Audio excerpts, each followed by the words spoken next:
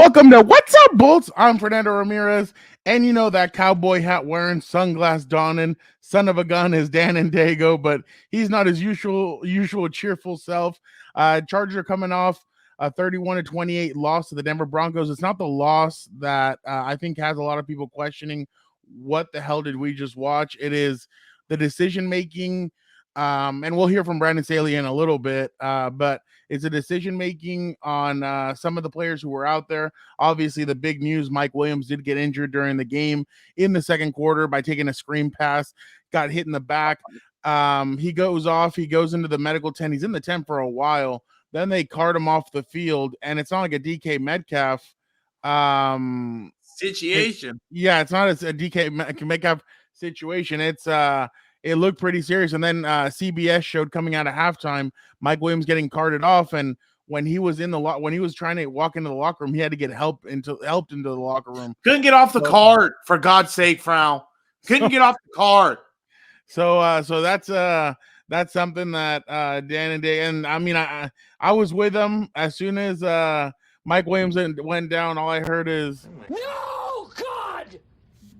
Yeah. No, God, please, no, no, no, no.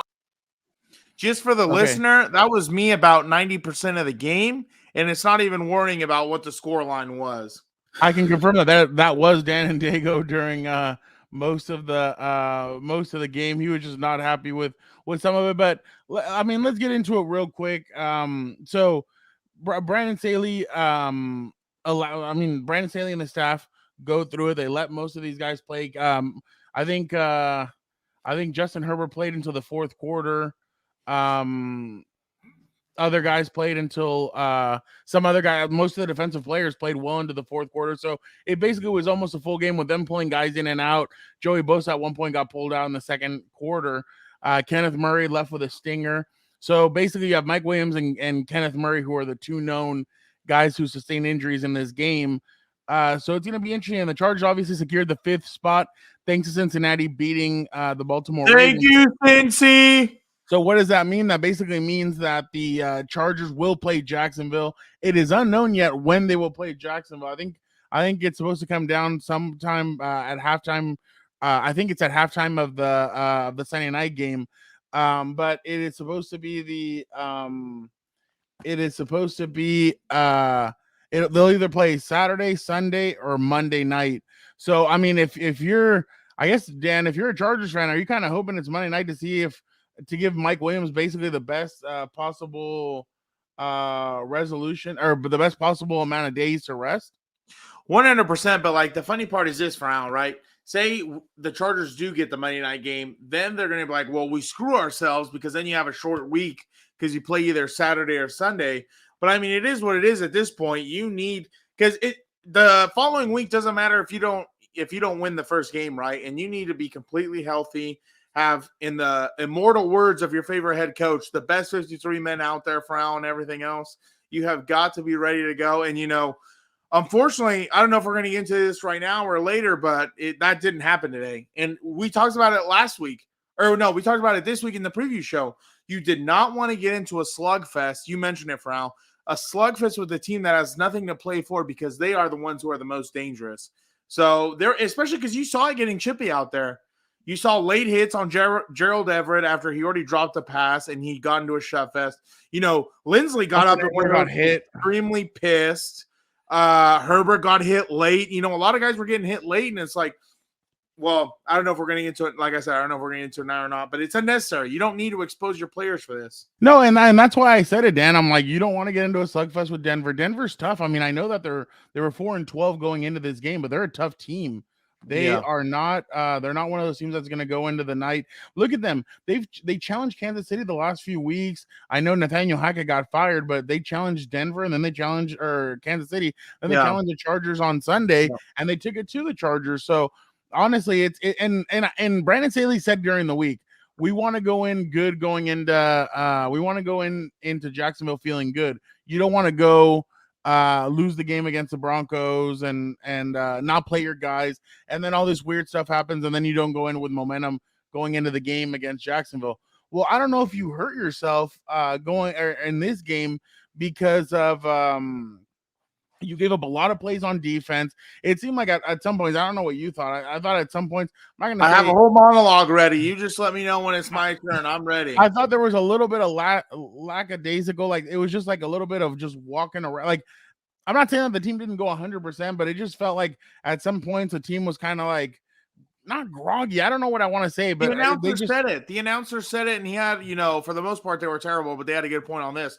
They were talking about it, and they were saying that the players look like they're kind of playing like, okay, when am I getting taken out of this game? You know what I mean? That was the kind of mentality going into the whole thing. And that's why that's why I felt like Jerry Jeudy was able to get so many yards and do a lot of different things. And that's why I feel like they got beaten so many times, because some of these guys were like, okay, like let's get the hell out of here and let's worry about Jacksonville. But they had to have been looking to a week ahead, honestly.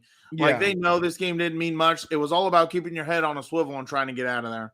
Before I shoot to you, let's go to Brandon Staley and see what he has to say.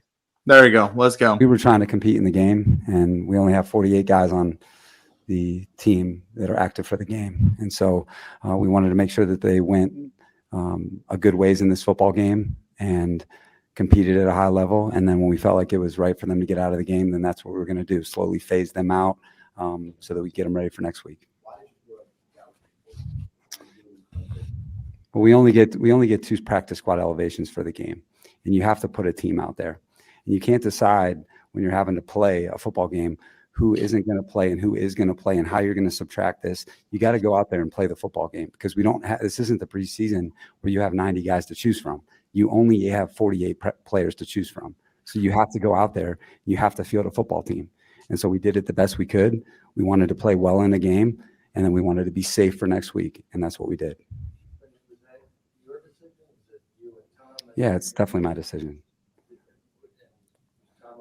Yeah, of course. We went into it at the beginning of the week and said, we'll find out before the game what happens, but we have to go play Denver, and we're going to go try and play a good game to the best of our ability and keep everybody safe.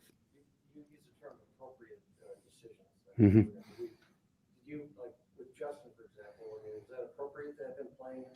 I believe that Justin played the right amount. I think when you look across the league at the other teams who are playing in the playoffs and what they did this last week, okay, I think you'll see a lot of high-level players playing in their football games. I think that's fair to say. I think you'll see all the big-time quarterbacks, big-time players were out there for their football teams because they have to be. Okay, there's only 48 guys that you can choose from, and these aren't easy decisions. They're not easy decisions. And hindsight is perfect for everybody on the outside, but these games are not easy to manage. They're not, because you don't have that many players, and we did it to the best of our ability.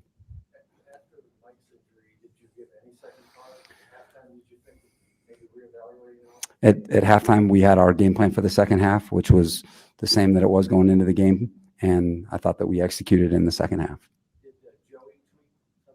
No, Joey was taken out like the rest of the guys that we were trying to phase out in the game. He has a stinger. All right, go ahead. You guys are going to play the Jacksonville Jaguars. Mm-hmm. Do you have any initial thoughts on that matchup? No, we're going to be ready to play. I'm proud of the football team for the season that we've had. We've come a long way since the beginning of the season, and now we got to have a great week of practice so that we can be at our best whenever they tell us to play. Yeah, we're a much different team than the one that played them that day. Entirely different. Well, I think that we have a number of players who weren't even at that game that are on our team now. There were a lot of things that happened in that football game that were certainly unique in terms of the amount of people that we lost in that game. And we'll learn a lot from that game. I think we knew that they had a good football team and that they would have a good season, which they've had. We have full respect for them, and we know it's going to be a tough game. Yeah, if it's a Saturday game, we'll go Tuesday, Wednesday, Thursday. And if it's a Sunday game, then it'll be a normal Wednesday, Thursday, Friday schedule. Given the approach of the game, how did you feel like, especially defensively, you guys played? It was up and down. Too many big plays. Were you aware, like, at the start of the game that you guys had played some good season? I was. Mm-hmm. Did that impact anything about the process for you? No, we felt like the process, that we would take, regardless of if they had won or lost. We knew what our plan was going into the game, and I thought we executed it today. Well, Dan, there you have it. Brandon Staley spoke to us. We had to go quickly to him, so Yeah. good maneuvering there, Dan, on going to him quickly. He looked frustrated. He looks like Oh, not frustrated, Frown. He is a 4-letter word. He is PIST. He is. he looks. I don't think I've seen him, and I mean there've been some low points in his tenure, but I don't think I've ever seen him this pissed off since and I understand him. He said we only had a couple of roster spots. And I understand he wants to go in good going into Denver or into Jacksonville, but Dan, I would have sacked Keenan Allen. I would have sacked Mac Williams. Justin's already played without them before. I mean, what the hell is this game? A meaningless game in a sense. I know you're riding a 4-game high. You've won 4 games in a row. I know you're going into this game pretty good. But man, you would have felt a lot better if you would have sat Mike Williams. You sit Keenan Allen, let them rest 1 week. Take this as like a bye week. Let them rest. Then let Michael Bandy and some other guys come in. I know he said we only had 2 elevations. I get it, but you could have done so much more to kind of like rest Keenan. See, the thing is, and this is my thing. I understand everybody else why a lot of other players had to play, except for the Justin Herbert one. That one I don't understand.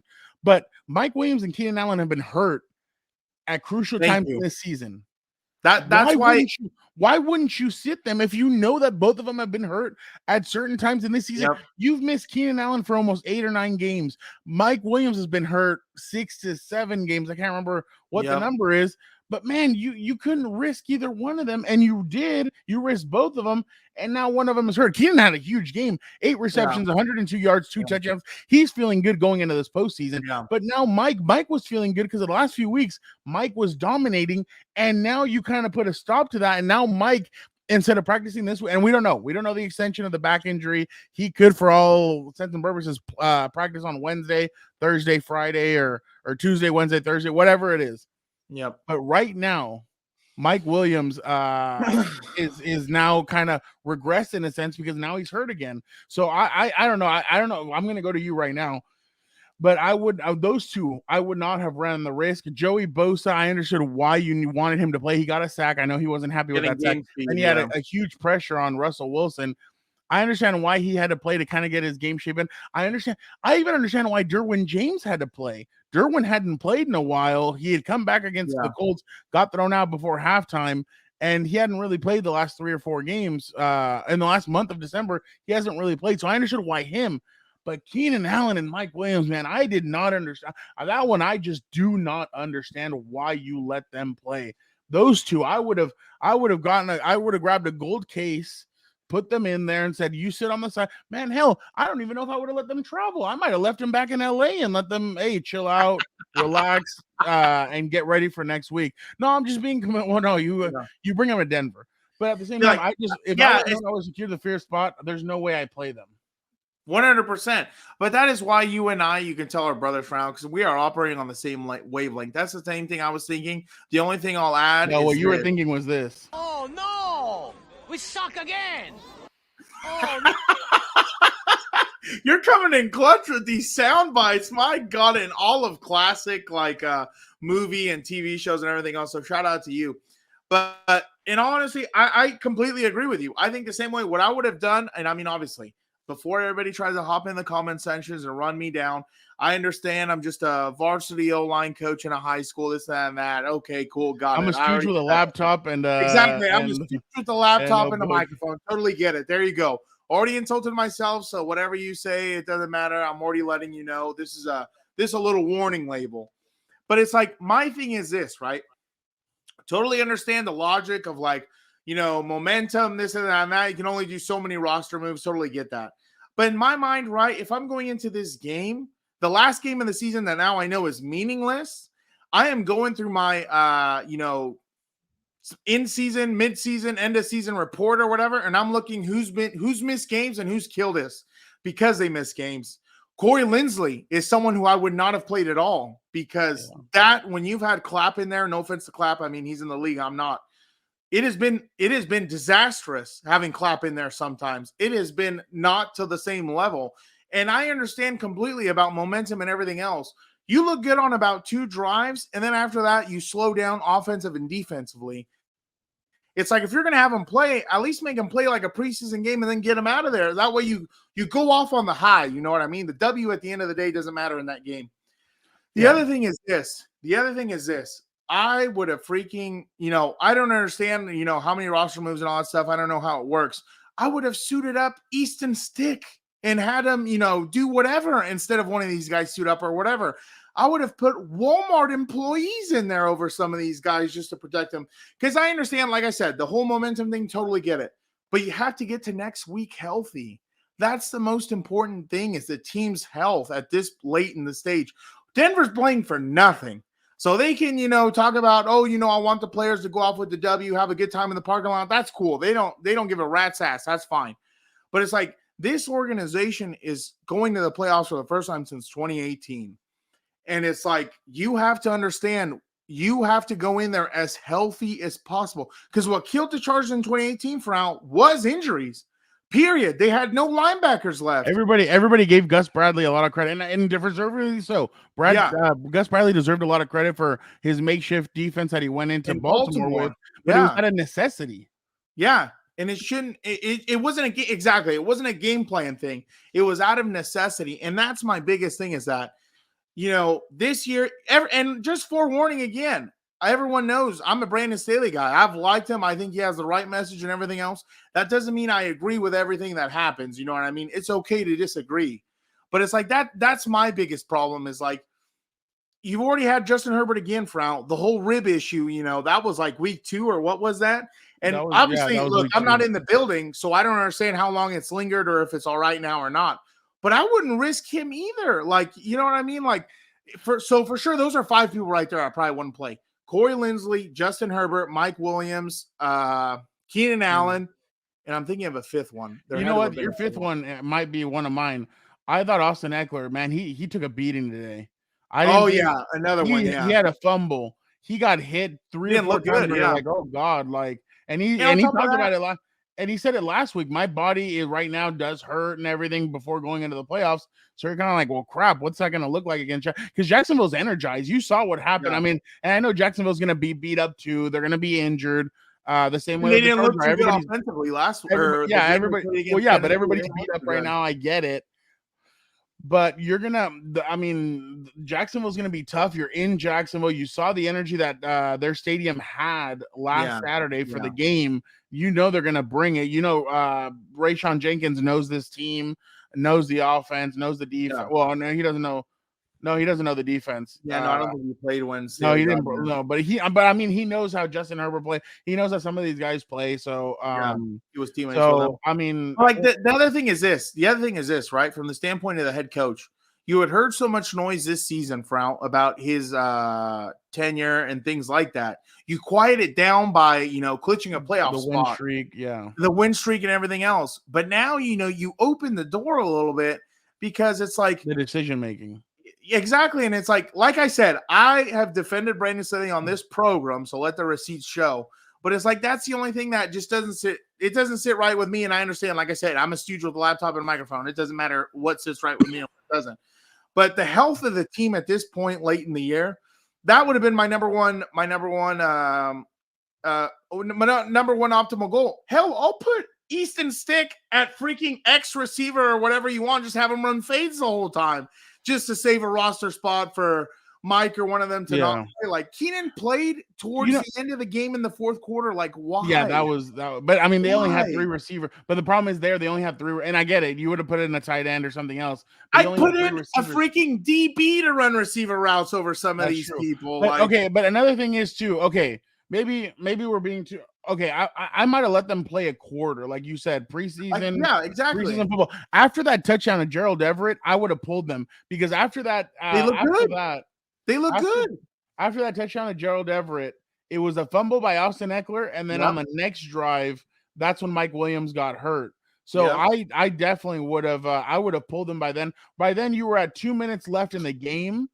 Or no, 4 minutes left, 4 or 5 minutes left in the game. You would have yanked him, and that would have been 4 or 5 minutes left in the first half. That would have been the perfect time to yank some players. But I mean, the reason why, obviously, we're saying we might have yanked Keenan, or we wouldn't have played Keenan and Mike at all, is because of what Brandon said during his press conference. He said, I did not, or we only have a certain amount of spots that we can have or whatever. Okay, well then sit Keenan, sit Mike, play Michael Bandy, bring up Jason Moore, whoever you want from the practice squad, and then just have them play. Like, there's no sense in it risking these two guys, especially because they've both proven in the last few weeks, and Justin's proved with them that all three of them have a unique signal where they know how to play with each other. They can play with each other blindfolded if they needed to. Yep. And but I mean, running the risk is just dangerous. What's the unique thing that? Well, I'm gonna throw in. Forgive my offensive line bias. Throw Corey Linsley in there. But I mean, but Corey Linsley could have dressed and still sat, like he could have been the backup to Will Cox. Yeah, but that's what I'm saying. He shouldn't have touched the field. But that's what I'm saying. I know, but with Keenan and Mike, because you need those two spots, you could have benched, like you could have not dressed either one of them and brought up two receivers to dress. Exactly. I totally agree with that. The only thing I'm saying is what connects those three people, and I'm going to add Corey Linsley to that, like, is that what connects them is that they've missed games during the season. Yeah. There was a and the team has looked terrible without them. Exactly. I don't think, correct me if I'm wrong, Corey Linsley didn't play against Jacksonville either. He might not have. I'm not sure. Allen didn't play. That's one of the favorite questions that reporters are asking right now. How have you guys changed from the team? Well, Corey Linsley didn't play. Yeah, Jerry Tillery got hurt on the team. Joey got hurt at one point. Now, and then and he was pulled out. What's it called? Precautionary, right? It wasn't. He didn't say anything about the injury. Brandon said it. No, Brandon said it was precautionary. It was just he just got pulled. Yeah. Okay.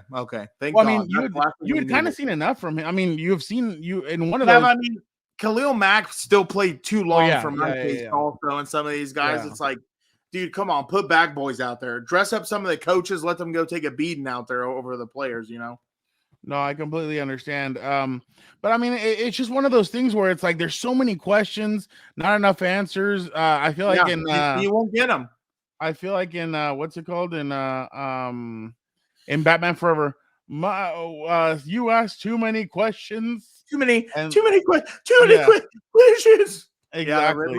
But so like we said, from his press conference, totally understand the whole logic and the hindsight and everything else. But when he mentioned some of the other teams, you know, putting their big time players in and all that, I think I am willing to bet. I'm not super sure, so don't quote me. I'm willing to bet most of those other teams had something to fight for, though. Whether it was number one seed spots or whatever it is, they still had something to fight for in moving up or down. And it's like that to me is the only difference, where it's like I said, the team's health should have been number one, especially like we've talked about earlier. You know, these guys have missed time. And the team just completely changed when they missed games. And I completely agree. Yeah, and that's my main thing. It's like it doesn't matter. I don't mean to cut you off, but Justin Herbert is going to the podium. Let's go to him now and see what he has to say on the game. Yeah, it's a good question. I think it was up to the front office. It was up to Coach Staley, and whatever they decided for our offense, for our defense, I was going to be on board with 100%. You guys obviously going to the playoffs next week and not knowing the status of Mike Williams, is hindsight kind of 2020 about whether or not guys should have been playing this game, or is it not really bad at this point? You know, all we can do is hope for the best for Mike. You know, he's an incredible player, and we'd love to have him out there. We're hoping for the best. We'll wait to hear a report about him. But I know everyone on this team wanted to go out and compete today. They wanted to battle. You know, we believe in the front office, the coaching staff, or whatever they decided. So we're behind them 100%. And did you guys hear right before kickoff that you clinched the number 5 seed? I think a couple of guys on the team were watching it and talking about it, but it wasn't something that was really on my mind. It was just going out there and playing and getting after it today. Justin, you know, there's always kind of that debate, right, of like, you know, playing it safe and kind of risk maybe going into that playoff opener cold. Personally, how did you kind of feel about, you know, as a quarterback, you want to be out there? Yeah, we wanted to go compete. We wanted to be out there and kind of like I mentioned earlier, I think whatever Coach Staley in the front office, whatever they decided for us to go out there, we were going to be on board with it 100%. You know, we love this game. We love to be able to compete with each other. We got a special locker room. It didn't go our way, unfortunately, tonight. But you know, hopefully everyone will stay healthy and get after it for next week. You guys are going to face the Jaguars. What's your initial reaction to that matchup? Yeah, they're a very good team. Offensively and defensively, they're talented. And so we're going to have to look back at our film from week 3, I believe, that didn't go our way. And so hopefully we'll have to be better from that. But plenty of film to watch and excited for the opportunity. Dan, there you have it from Justin Herbert. He said, "Hey, Son of we're with the organization. Whatever they wanted to do, we're with them." See, that's the thing. When you're the quarterback, you are going to say that kind of stuff. You're the leader. You have say to. we're behind them. It's, I guess, everybody else that questions everything that's going on. And I mean, you have to question it because it is kind of one of those things. And I don't mean to question it like what do you call them? The blue checkmark brigade from Twitter. Yeah, the blue checkmark brigade who don't know diddly squat. I'm not talking about. I'm not trying to attack Brandon or Brandon's knowledge or anything of the game because obviously Brandon's a lot smarter than I am. He understands the game 100%, a lot more than I just question the decision making because decision making is a huge part of the NFL too. And that's the thing is that last year, if you remember, there was some questionable decision making in the Raiders game. Now today, there's or on Sunday, excuse me, there was questionable decision makings during the Charger game, and it's just the problem is if Mike Williams wouldn't have gotten hurt, I'm sure everybody would be fine. But it's the fact that somebody did get hurt that everybody's kind of like, well, what the heck? Like that's the biggest problem. But I mean, Justin's with these guys, and he and he said, hey, and Brandon even said it because somebody asked, was Tom okay with this too? He's like, well, yeah, we go through it during the week. So yeah, of course the organization was with it. They're all through it, but I'm sure right now and I mean, you don't want to live life with regrets or anything, but I'm sure right now they're kind of kicking themselves in the backside for maybe not sitting these guys. Well, especially because you don't know the extent of it. Because like we talked about also, like I mentioned earlier, he couldn't get off the cart under his own power. Yeah. That right there already does not look. Or maybe good. It's just Hollywood and they're like showing and like maybe trying Jackson to fake out. Like, it's oh, like okay, we got you've this. Seen that, yeah, you've seen that Kevin Nash meme, right? Where he's sitting in a wheelchair with a cast, yeah, blows off exactly. the blanket and stands up. Exactly. Yeah. That'll be Mike next week against the Jaguars. Because understand this too. You saw a very good Jaguar defensive unit, and I understand they were only playing Josh Dobbs and everything else, but they held Derrick Henry relatively in check. They were physical. They were flying around. They played with a lot of energy. So, if you're down, arguably, no offense to Mike, obviously, or Keenan, obviously, he's also could be considered number one. But if you're down essentially your number one receiver, you're already going in with a handicap. And it's like, how is that going to help you advance to the next round and everything else? You've got to be ready to go and everything else. Because like we said also, it's like in the playoffs, you have got to make sure they are all there. Whether they come out flat because they sat a week or whatever, then you can work from there. You know what I mean? Like you at least have a leg to stand on. But to lose someone or potentially two people, including Kenneth Murray, before the playoff game, in a meaningless game, that's what's going to make the noise so loud, is that the fact that what's attached to the Denver Broncos versus the Los Angeles Charger football game, meaningless football. Yeah. No, and that's why they were getting that's why the media was, or not the media. Well, yeah, that's why a lot of people were very aggressive towards Brandon Staley because they're like, dude, like this is a meaningless game. And Brandon's like, I understand, but we have to do the X, Y, and Z. And that's why I've never understood why you have 53-man rosters, but you have to do you can only dress 47. To me, that's the most idiotic. And nobody's been able ever to answer me the question, why do you do that? Some people say, oh, well, it's for competitive. Like, see how you maneuver your roster. That to me is the dumbest crap I think I've ever heard. Yeah. I don't know why. If you have 53 men on the roster, or sorry, in the words of Mike, the ball coach McCoy, the best 53-man roster, why can't you use all 53 guys? I've never understood that because that could have helped these guys out today. If NFLPA, use your whole NFLPA, roster. if you're listening, you're welcome. That's something else for the what is it? The progressive bargaining or what is it? Yeah. Collective bargaining or whatever agreement. It is. Yeah. Exactly. I just don't understand it, and I guess that's one of the things that I'm like, okay, I just don't get why you can't suit up everybody. Part seriously, Frown. If they play, say if they play, as long as they did and no one gets hurt, now it's only, probably shouldn't have played them the whole game, right? Or something like that. But now because someone is hurt in this game, especially like real quick, the fact that Joey Bosa and Kenneth Murray were on the sidelines the whole rest of the game, that's pretty positive. Well, Joey Bosa wasn't hurt according to Brandon Staley, but Kenneth Murray, the fact that he was on the sideline And Oh yeah, he was looked there. fine. Yeah, he that's was just standing there. that's a Yeah. pretty positive. But the Mike Williams thing is going to be the thing that you have to monitor during the week. But go ahead. Yeah, because now what are you looking at? Josh Palmer, Michael Keenan, Bandy, and DeAndre Carter, and DeAndre Keenan, Carter. Yeah, because how many do they suit up? 4 receivers or or usually. yeah, so there you go. And it's like you're down, a huge caliber because we've talked about it also. Mike has been the clutchest receiver out there for the past few years. Everybody remembers the show he put on in Las Vegas, and it's like now you're essentially going into a must-win game because it's win or go home, and you're going to be down your clutchest receiver. That's going to be tough. That's going to be a tough cookie to slice, and everything else is not going to be easy.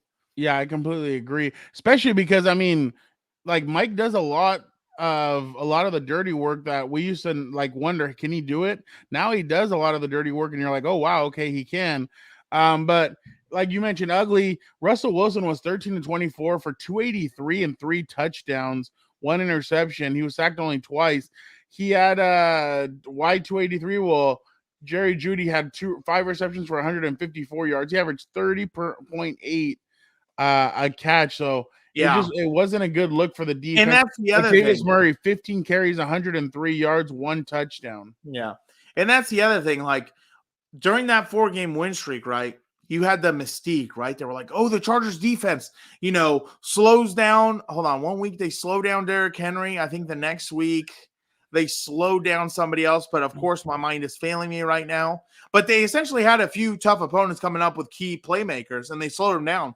They were physical. They were flying around the football. You stomp down the Colts and do what you're supposed to do.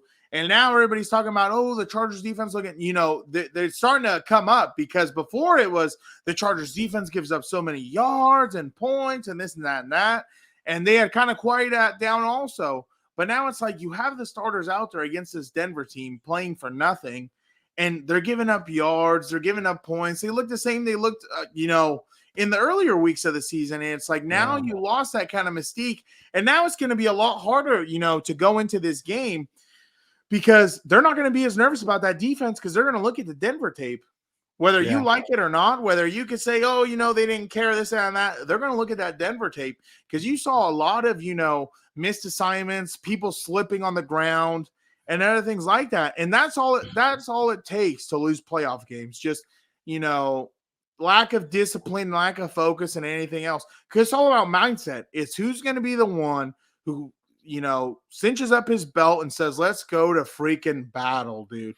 Yeah, Let's go. Zay Jones, their deep receiver, the Jacksonville Jaguars. So I'm sure the Chargers are going to see a lot of Zay Jones going down the field. Christian Kirk put up 100. Put up 100 last week and a touchdown, and it's like and he put up. I think he put up 100 against the Chargers. And you know in what? Week 3. And you know what? The only reason they didn't blow out the Titans last week is because Trevor Lawrence had a few faulty passes, and it's like he's a young guy, he's learning and everything else. Well, I mean, but that's credit to the Titans. The Titans always stay in it. Yeah. Mike Vrabel's a great head coach and everything else. He's really good. He's done great things at that program, and it is what it is. He just had the unlucky side of it that he lost his starting quarterback. But, that's the thing that's going to be it. You know what I mean? Like, you're going into Jacksonville on the road, and now you might be potentially down a receiver and a linebacker, and Troy Reader might have to start. And, it's going to be interesting to see what kind of adjustments are made because the Jaguars, even though they have a, quote unquote worse record than the Chargers. I might start, what's his name? Derwin James there at the middle linebacker instead of that. Could you imagine? Dude, if you could clone Derwin James, I'm convinced he could play edge, linebacker, safety, corner. Like, it would be epic to watch that. But I wonder how much fluff the Chargers had on defense because we also have to remember that sometimes there's a lot of fluff.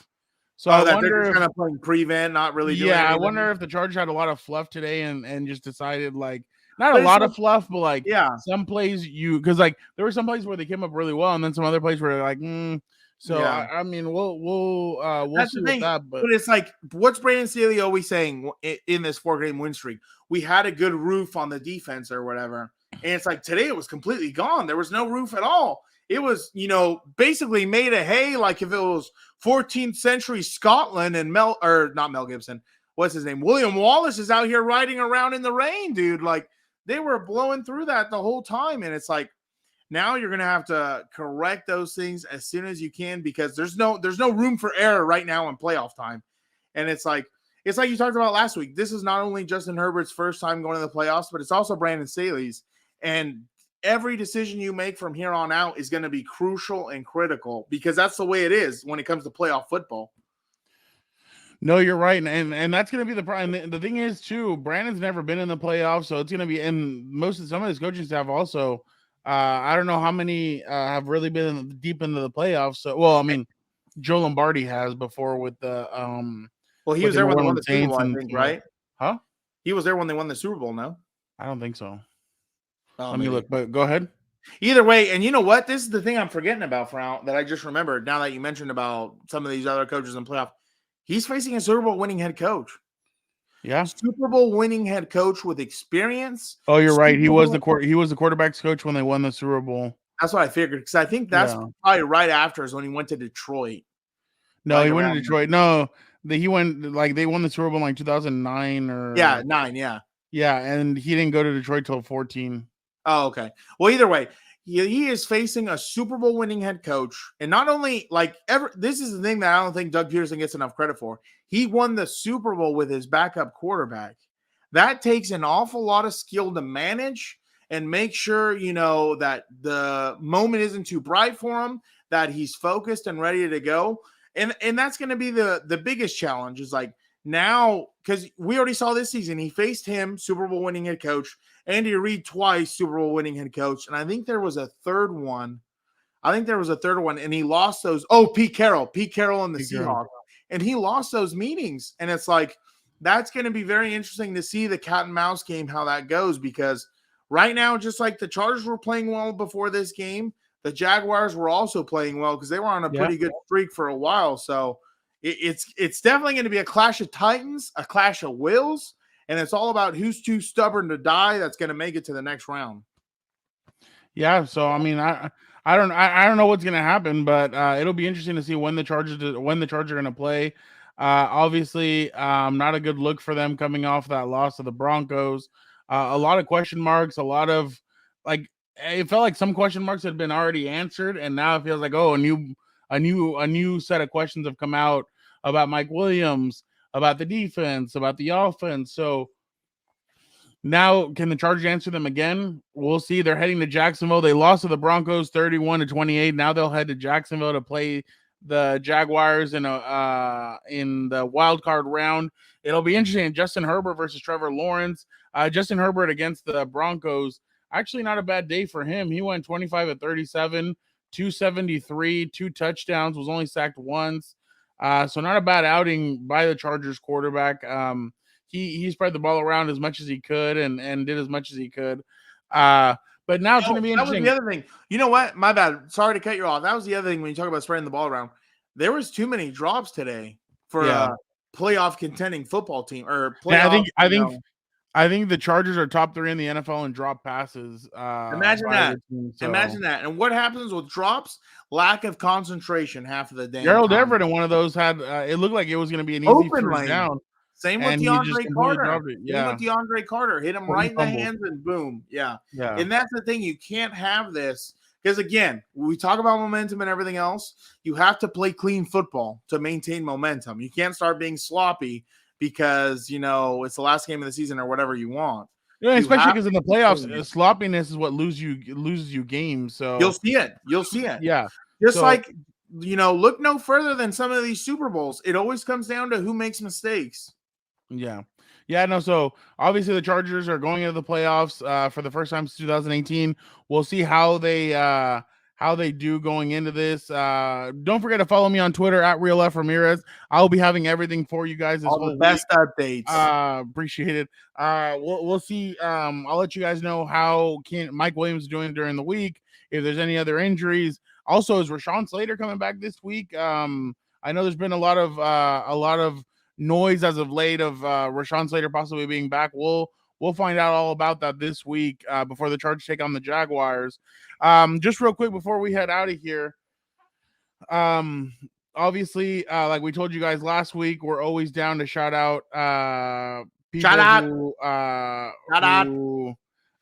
who hit us up on YouTube. So We just wanted to shout out Ryan White, who said beat him up, good Bolts, or Ryan White said that. We appreciate you.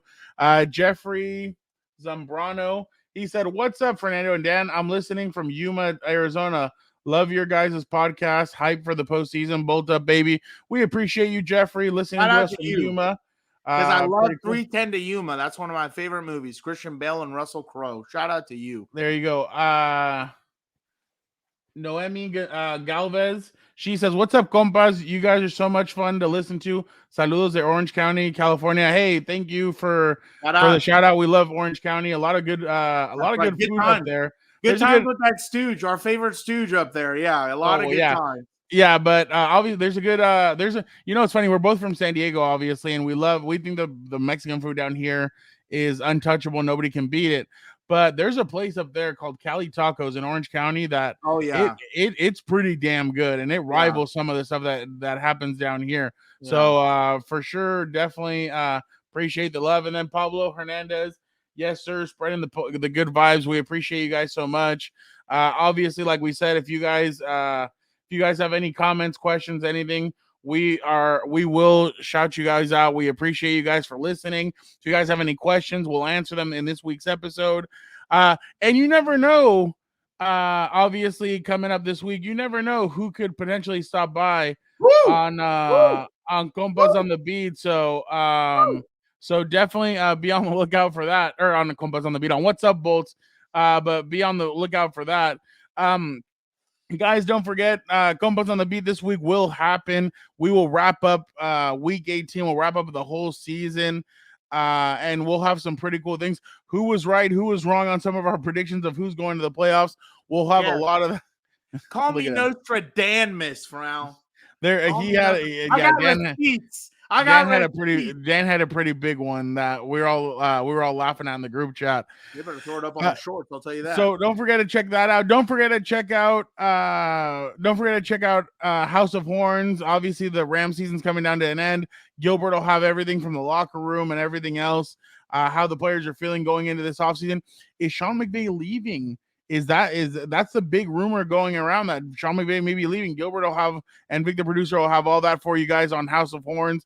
Don't forget to check out Compas FC. JC and Eddie helped me break down everything that is the EPL. Obviously, we're going to be getting into some other leagues starting up pretty soon. Liga MX, the La Liga, other stuff. So we're definitely loving the Compas FC. I hope you guys are enjoying it as well. And then Combat Compas is making a return, Undertaker style. Don't forget, guys, be on the lookout for that, because we have some fun stuff coming up with Combat Compas. We appreciate you guys so much. Thank you guys so much for checking out another episode of What's Up, Bolts. Don't forget, be a compa, tell a compa, like, subscribe, comment. If you guys have a question, leave it in the video. Leave a comment wherever you guys want. Tweet, email, whatever. We will answer it on the show. But we appreciate you guys so much. Thank you guys, and have a good start to your week. Playoff bound.